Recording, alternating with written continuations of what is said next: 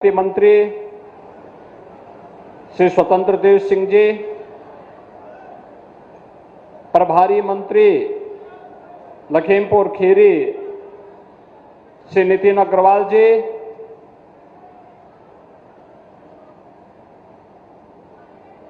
माननीय विधायकगण, इस क्षेत्र के लोकप्रिय विधायक श्री रोमी साहनी जी,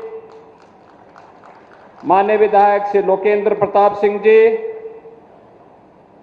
माननीय विधायकगण श्री अमिन गमन गिरी जी, योगेश वर्मा जी, श्रीमती मंजू त्यागी जी, श्री शशांक वर्मा जी, श्री विनोद शंकर अवस्थी जी, श्री सौरभ सिंह सोनो जी, भारतीय जनता पार्टी के जिला के अध्यक्ष श्री सुनील सिंह जी, नरेंद्र सिंह जी, जिला प्रभारी श्री वासुदेव मौर्य जी, नगर पालिका पलिया के अध्यक्ष श्रीमती लक्ष्मी देवी गुप्ता जी, नगर पालिका गोला के अध्यक्ष श्री विजय शुक्ला जी, प्रमुख पलिया श्री वीरेंद्र कुमार शुक्ला जी, प्रमुख निगासन श्री अमनदीप सिंह जी, नगर पंचायत मैलानी के अध्यक्ष श्रीमती कीर्ति माहेश्वरी जी, हरप्रीत सिंह जी,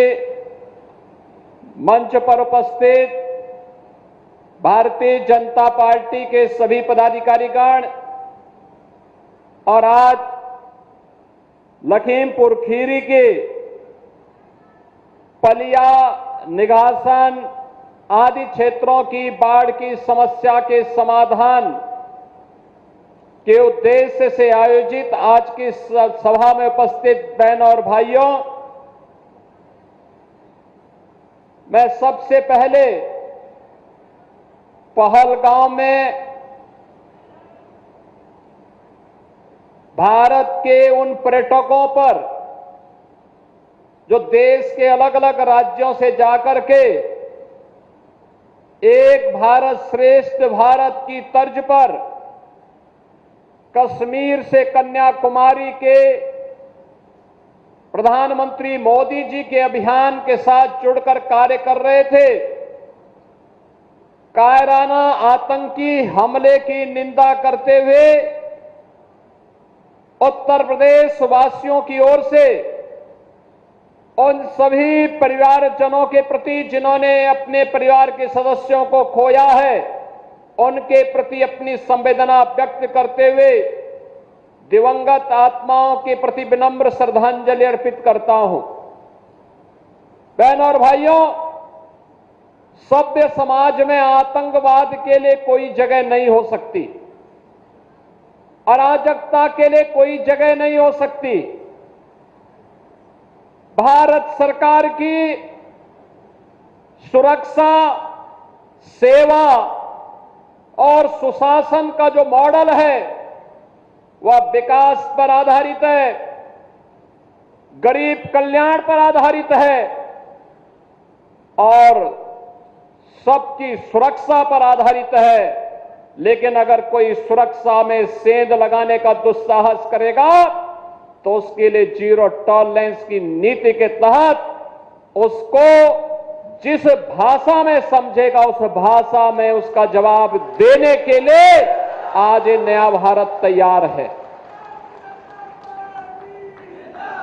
प्रधानमंत्री मोदी जी के नेतृत्व में ये नया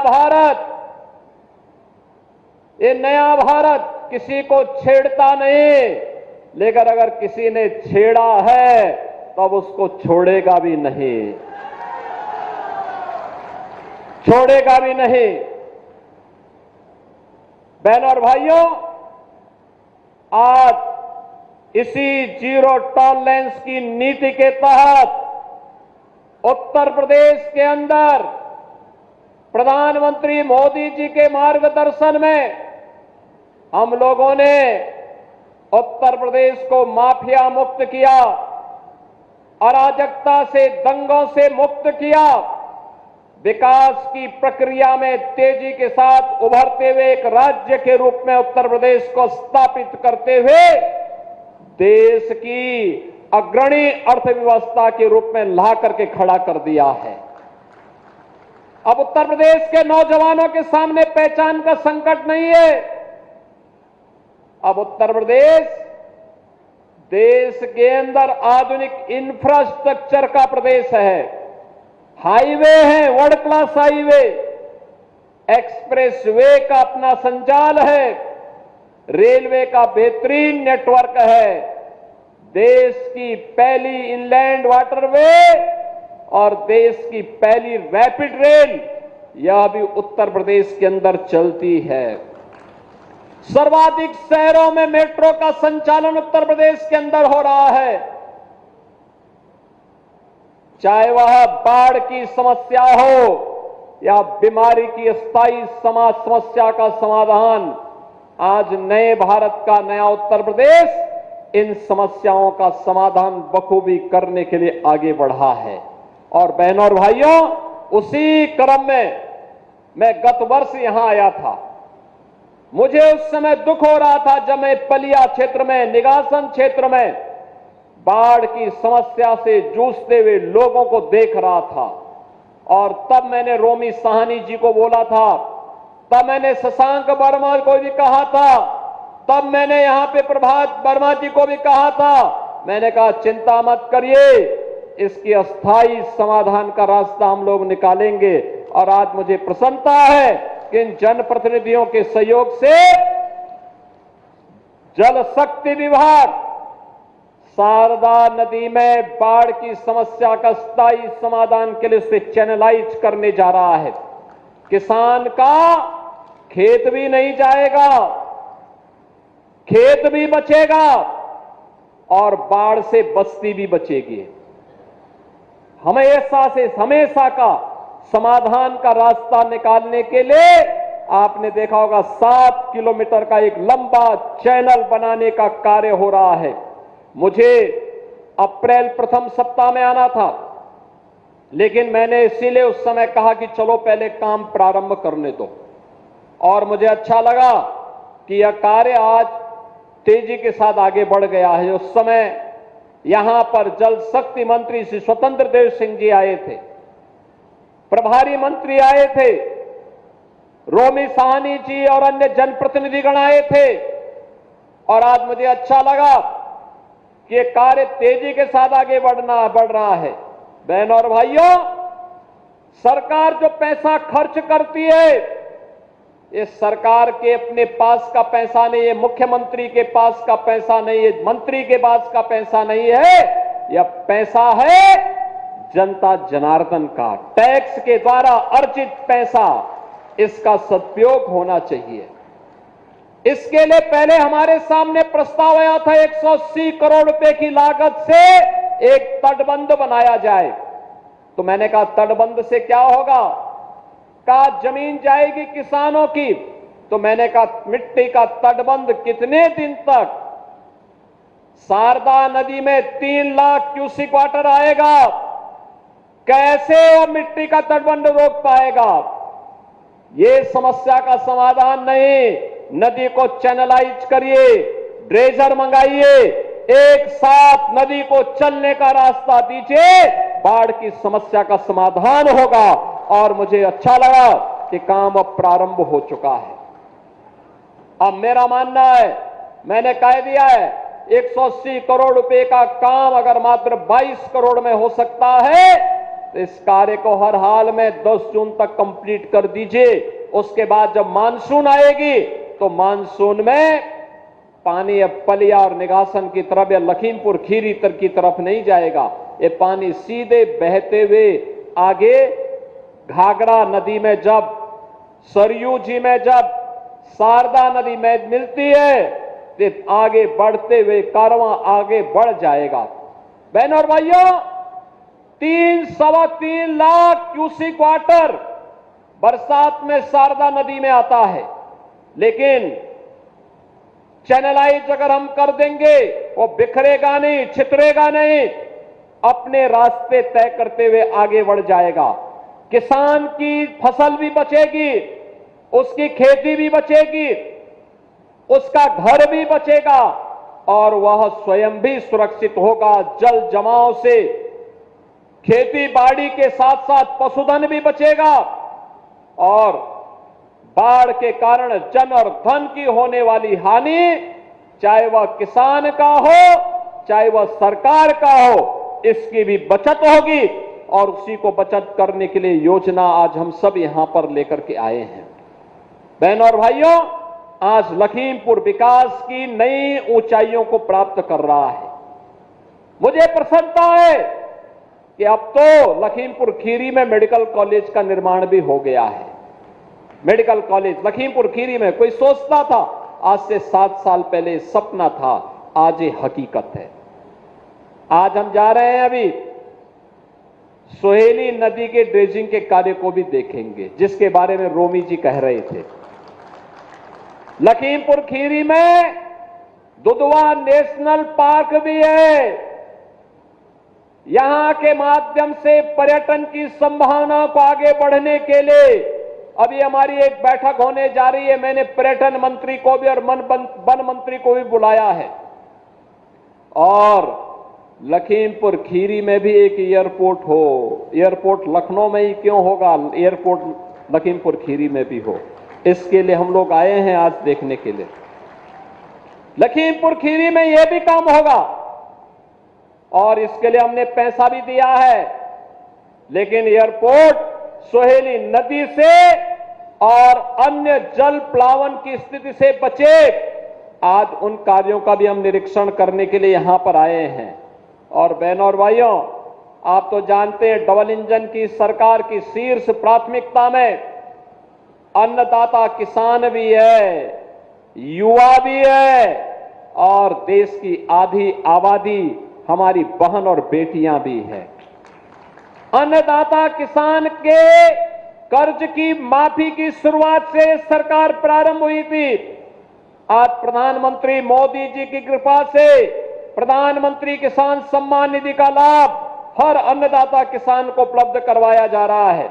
और अन्नदाता किसान को किसान सम्मान निधि के साथ साथ गन्ना मूल्य के भुगतान के बारे में जो चिंता यहां के जनप्रतिनिधियों की है, बहनों और भाइयों, हमने तो पहले दिन से कहा है कि किसी को भी अन्नदाता किसानों का शोषण करने की इजाजत नहीं देंगे, किसी को भी नहीं देंगे। आपने देखा होगा 2017 के पहले गन्ना किसानों का 10-10 वर्षों का गन्ना मूल्य का बकाया रहता था। आज 1 साल पुराना किसी किसान का नहीं होगा। और हमने ये भी तय किया है 122 चीनी मिलें चल रही हैं। 122 में से हम लोगों ने तय कर दिया है 105 चीनी मिलें ऐसी है, बहनों और भाइयों, जो 1 सप्ताह के अंदर गन्ना मूल्य का भुगतान कर रही हैं। लेकिन जो शेष 17 चीनी मिलें हैं, इन 17 चीनी मिलों में जो लेट लफीते हैं, इसके लिए भी हम इसका एक समाधान निकाल रहे हैं। लेकिन मैं आपको इस बात के लिए आश्वस्त करता हूं, पैसा किसी का डूबेगा नहीं, क्योंकि चीनी मिल का कब्जा तो हमारे पास है। चीनी मिल तो हमारे पास है। अगर कोई बात बदमाशी करेगा, अभी तो हमने एस्क्रो अकाउंट खोला है कि जो भी चीनी बिकेगी वह ज्वाइंट अकाउंट होगा। पहले किसान के पास जाएगा, तब चीनी मिल मालिक के पास जाएगा। और अगर कोई इसके बाद भी बदमाशी करने का काम करेगा, तो हम चीनी मिल को ही नीलामी करके पहले किसानों का गन्ना मूल्य का भुगतान करेंगे और तब जाकर के फिर कोई और कार्य होने देंगे। बहनों और भाइयों, अन्नदाता किसान हो या युवा, अभी मैं मंच पे देख रहा था, किसानों को डबल इंजन सरकार की सब्सिडी के तहत ट्रैक्टर और कृषि उपकरण वितरित किए जा रहे थे। और साथ साथ एक तरफ अन्नदाता किसानों को यह सुविधा और दूसरी तरफ युवाओं के लिए सीएम युवा उद्यमी योजना के अंतर्गत 5 लाख रुपए तक का ऋण, ब्याज मुक्त ऋण है। ब्याज मुक्त ऋण, उनके ट्रेनिंग की व्यवस्था और बिना गारंटी के उनको ऋण उपलब्ध करा करके नया उद्यम स्थापित कर सकता है। यह सीएम युवा उद्यमी स्कीम के अंतर्गत यहाँ के नौजवानों को भी वह ऋण उपलब्ध करवाने का कार्य यहाँ पर किया जा रहा था। और आपने ये भी देखा होगा कि महिला स्वयंसेवी समूह को धनराशि देकर के प्रधानमंत्री मोदी जी के विजन के अनुरूप उन्हें लखपति दीदी बनाने के कार्यक्रम के साथ जोड़ा जा रहा है। यानी ये सभी कार्यक्रम प्राथमिकता के आधार पर बिना भेदभाव के हो रहा है। लेकिन बहनों और भाइयों, आपने देखा होगा जो लोग विकास नहीं चाहते, जो लोग विकास के विरोधी हैं, जो महिला विरोधी हैं, जो युवा विरोधी हैं, जो अन्नदाता किसान के विरोधी हैं, जब इन्हें शासन करने का अवसर मिला था, इन्होंने किसानों को आत्महत्या करने के लिए मजबूर किया था, युवाओं को प्लान करने के लिए मजबूर किया था और पेशेवर गुंडे और माफियाओं को बहन और बेटी और व्यापारियों के साथ सुरक्षा पर सेंध लगा करके उनके जीवन के साथ खिलवाड़ करने का काम किया था। आज बेटी भी सुरक्षित है, व्यापारी भी सुरक्षित है। युवा के सामने पहचान का संकट नहीं है।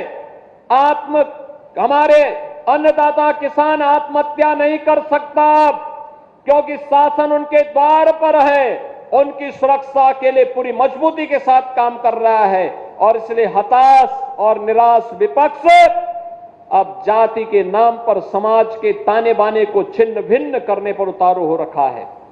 आपने देखा होगा ये समाजवादी पार्टी हो या कांग्रेस, अब ये जाति के नाम पर समाज को बांट रहा है।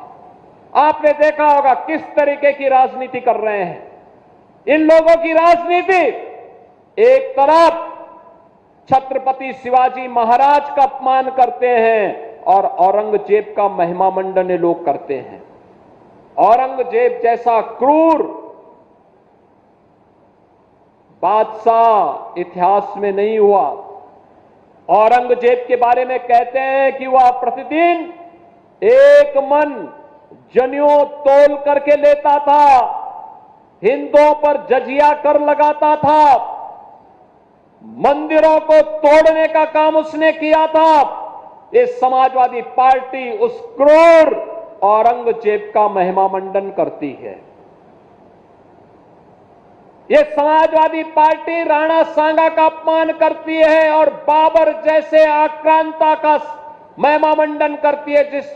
जिस बाबर ने अयोध्या में राम जन्मभूमि पर हमला करके राम मंदिर को तोड़ने का काम किया था, ये समाजवादी पार्टी उस बाबर का महिमा मंडन करती है।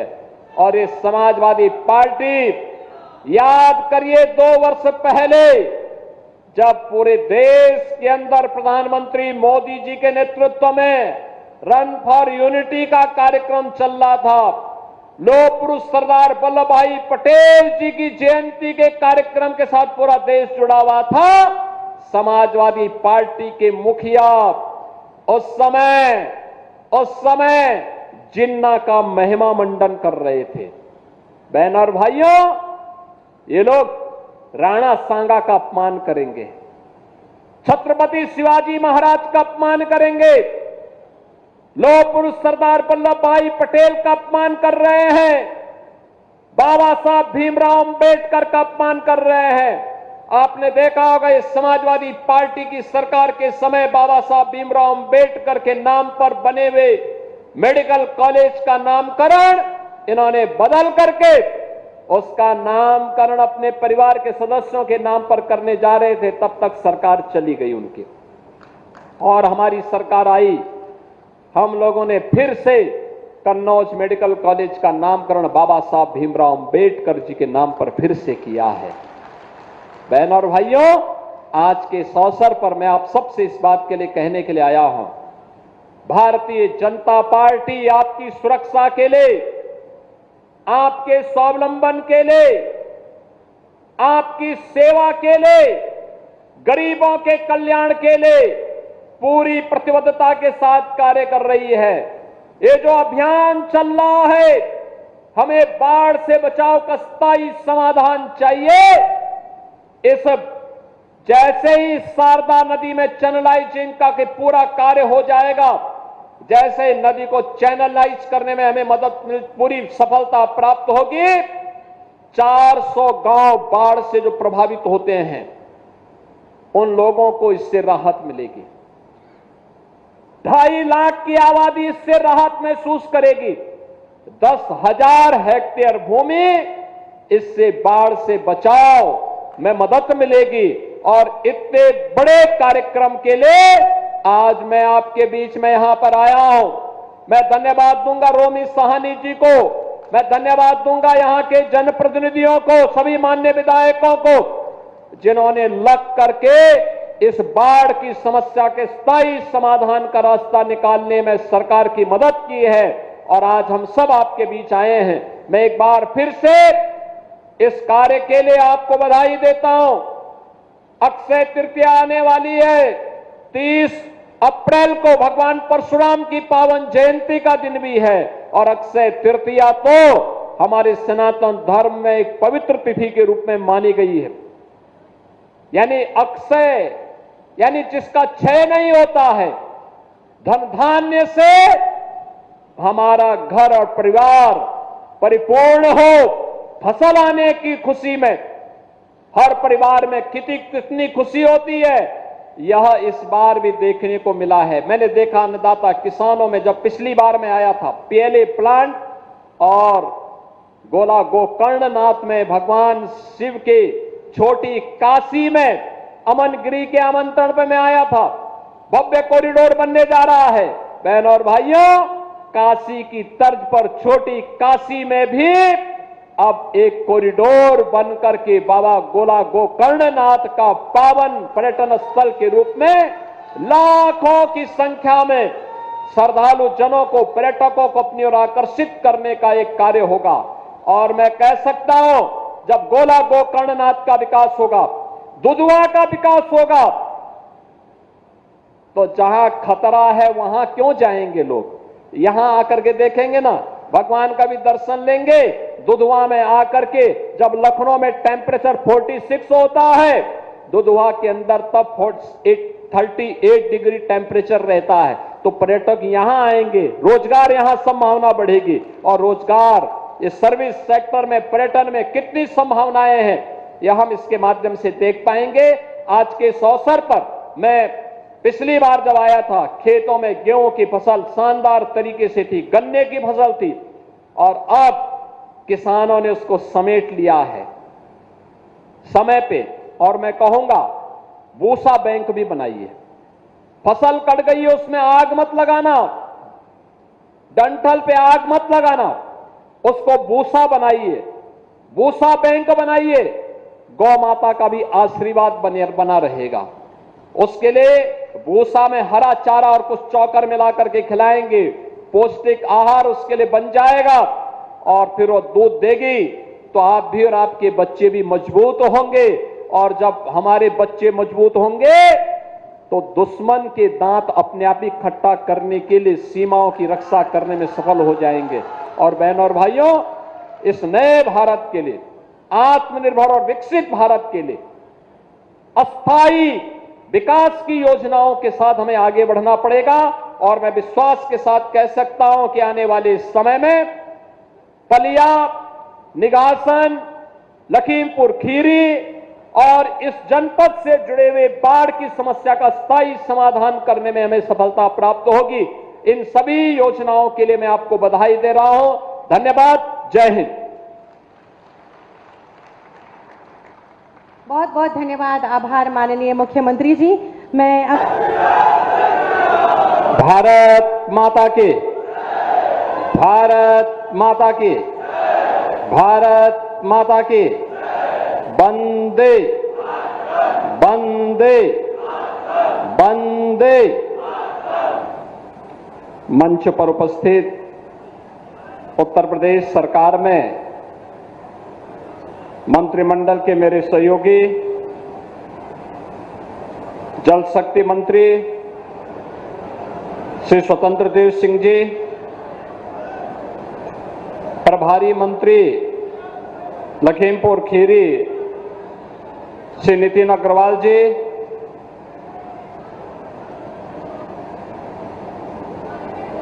माननीय विधायकगण, इस क्षेत्र के लोकप्रिय विधायक श्री रोमी साहनी जी, माननीय विधायक श्री लोकेंद्र प्रताप सिंह जी,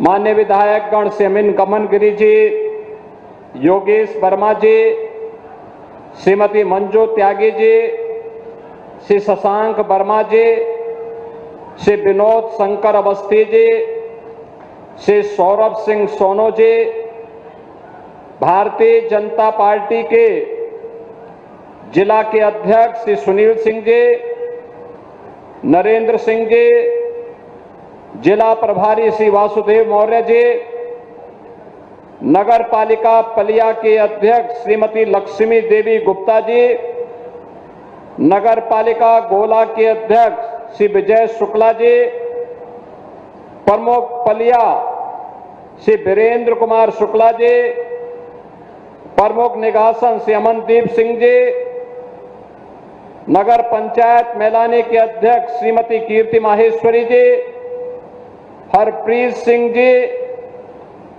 मंच पर उपस्थित भारतीय जनता पार्टी के सभी पदाधिकारीगण और आज लखीमपुर खीरी के पलिया, निगासन आदि क्षेत्रों की बाढ़ की समस्या के समाधान के उद्देश्य से आयोजित आज की सभा में उपस्थित बहनों और भाइयों, मैं सबसे पहले पहलगांव में भारत के उन पर्यटकों पर जो देश के अलग अलग राज्यों से जाकर के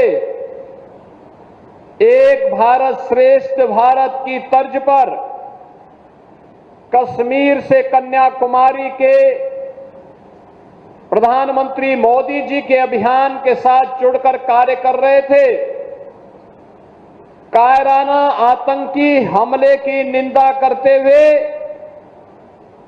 उत्तर प्रदेश वासियों की ओर से उन सभी परिवारजनों के प्रति जिन्होंने अपने परिवार के सदस्यों को खोया है, उनके प्रति अपनी संवेदना व्यक्त करते हुए दिवंगत आत्माओं के प्रति विनम्र श्रद्धांजलि अर्पित करता हूं।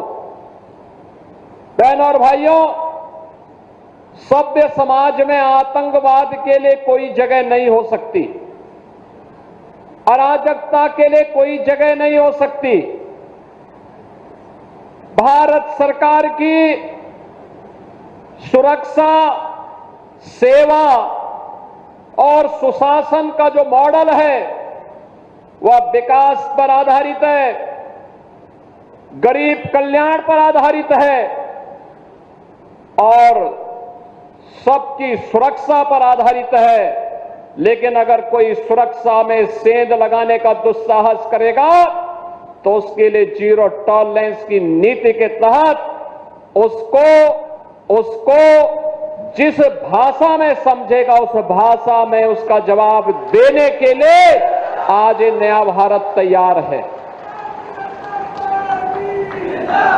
प्रधानमंत्री मोदी जी के नेतृत्व में ये नया भारत किसी को छेड़ता नहीं, लेकिन अगर किसी ने छेड़ा है तब उसको छोड़ेगा भी नहीं, छोड़ेगा भी नहीं।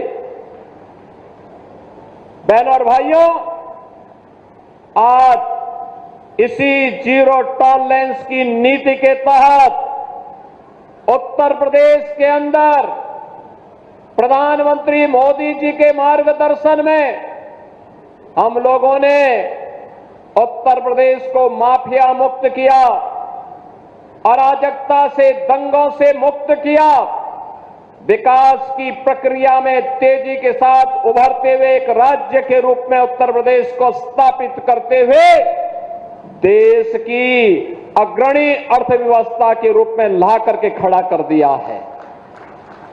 अब उत्तर प्रदेश के नौजवानों के सामने पहचान का संकट नहीं है, अब उत्तर प्रदेश देश के अंदर आधुनिक इंफ्रास्ट्रक्चर का प्रदेश है। हाईवे है, वर्ल्ड क्लास हाईवे, एक्सप्रेसवे का अपना संजाल है, रेलवे का बेहतरीन नेटवर्क है, देश की पहली इनलैंड वाटरवे और देश की पहली रैपिड रेल यह भी उत्तर प्रदेश के अंदर चलती है।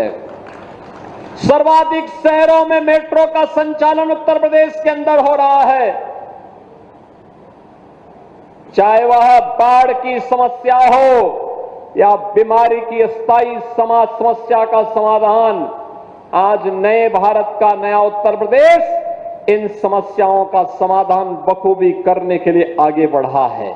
और बहनों और भाइयों, उसी क्रम में मैं गत वर्ष यहां आया था। मुझे उस समय दुख हो रहा था जब मैं पलिया क्षेत्र में, निगासन क्षेत्र में बाढ़ की समस्या से जूझते हुए लोगों को देख रहा था। और तब मैंने रोमी साहनी जी को बोला था, तब मैंने शशांक वर्मा को भी कहा था, तब मैंने यहां पे प्रभात वर्मा जी को भी कहा था। मैंने कहा चिंता मत करिए, इसकी अस्थायी समाधान का रास्ता हम लोग निकालेंगे। और आज मुझे प्रसन्नता है कि इन जनप्रतिनिधियों के सहयोग से जल शक्ति विभाग शारदा नदी में बाढ़ की समस्या का स्थायी समाधान के लिए उसे चैनलाइज करने जा रहा है। किसान का खेत भी नहीं जाएगा, खेत भी बचेगा और बाढ़ से बस्ती भी बचेगी। हमेशा का समाधान का रास्ता निकालने के लिए आपने देखा होगा 7 किलोमीटर का एक लंबा चैनल बनाने का कार्य हो रहा है। मुझे अप्रैल प्रथम सप्ताह में आना था, लेकिन मैंने इसीलिए उस समय कहा कि चलो पहले काम प्रारंभ करने दो। और मुझे अच्छा लगा कि यह कार्य आज तेजी के साथ आगे बढ़ गया है। उस समय यहां पर जल शक्ति मंत्री श्री स्वतंत्र देव सिंह जी आए थे, प्रभारी मंत्री आए थे, रोमी साहनी जी और अन्य जनप्रतिनिधिगण आए थे। और आज मुझे अच्छा लगा कि कार्य तेजी के साथ आगे बढ़ रहा है। बहनों और भाइयों, सरकार जो पैसा खर्च करती है, ये सरकार के अपने पास का पैसा नहीं है, मुख्यमंत्री के पास का पैसा नहीं है, मंत्री के पास का पैसा नहीं है। यह पैसा है जनता जनार्दन का, टैक्स के द्वारा अर्जित पैसा, इसका सदुपयोग होना चाहिए। इसके लिए पहले हमारे सामने प्रस्ताव आया था 180 करोड़ रुपए की लागत से एक तटबंध बनाया जाए। तो मैंने कहा तटबंध से क्या होगा? कहा जमीन जाएगी किसानों की। तो मैंने कहा मिट्टी का तटबंध कितने दिन तक? शारदा नदी में 3 लाख क्यूसिक वाटर आएगा, कैसे वो मिट्टी का तटबंध रोक पाएगा? ये समस्या का समाधान नहीं। नदी को चैनलाइज करिए, ड्रेजर मंगाइए, एक साथ नदी को चलने का रास्ता दीजिए, बाढ़ की समस्या का समाधान होगा। और मुझे अच्छा लगा कि काम अब प्रारंभ हो चुका है। अब मेरा मानना है, मैंने कह दिया है 180 करोड़ रुपए का काम अगर मात्र 22 करोड़ में हो सकता है तो इस कार्य को हर हाल में 10 जून तक कंप्लीट कर दीजिए। उसके बाद जब मानसून आएगी तो मानसून में पानी अब पलिया और निगासन की तरफ या लखीमपुर खीरी की तरफ नहीं जाएगा। ये पानी सीधे बहते हुए आगे घाघरा नदी में, जब सरयू जी में, जब शारदा नदी में मिलती है तो आगे बढ़ते हुए कारवां आगे बढ़ जाएगा। बहनों और भाइयों, 3-3.25 लाख क्यूसिक वाटर बरसात में शारदा नदी में आता है, लेकिन चैनलाइज अगर हम कर देंगे वो बिखरेगा नहीं, छितरेगा नहीं, अपने रास्ते तय करते हुए आगे बढ़ जाएगा। किसान की फसल भी बचेगी, उसकी खेती भी बचेगी, उसका घर भी बचेगा और वह स्वयं भी सुरक्षित होगा। जल जमाव से खेती बाड़ी के साथ साथ पशुधन भी बचेगा और